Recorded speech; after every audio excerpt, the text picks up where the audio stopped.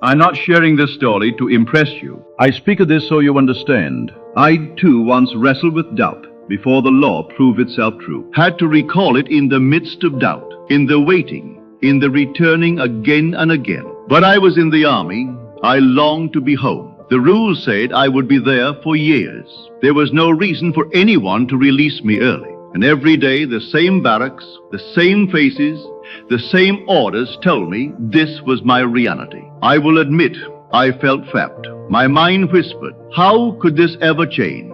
I questioned if this law truly worked. There were nights I didn't believe it myself, lying on that army cot, surrounded by noise, regulation, and routine. I felt like a prisoner in my own story. I would close my eyes and try to see New York, try to feel the keys in my pocket. But all I could hear were marching boots and shouted orders.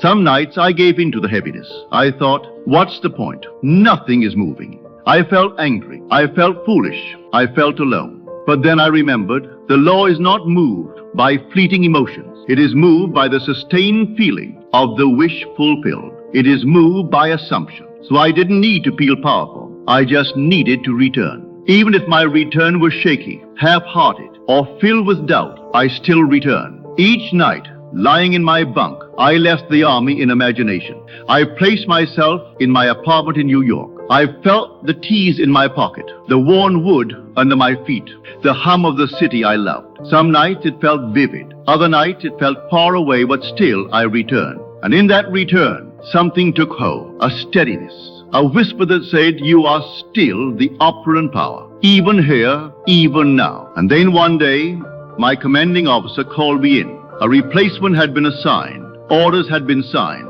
I was to be honorably discharged, not because I asked, not because I fought, but because the world had no choice but to match the state I lived in. So I tell you now, your doubt does not disqualify you. Your delay does not mean it's not working. The only danger is in giving up the state. Return even trembling. Return even when nothing seems to move. Return and watch how the bridge appears under your feet. Because the moment you choose to remain, reality is forced to bend and bow to the state you refuse to leave. And in that moment you will see it and know it could never have been any other way. It was finished the moment I assumed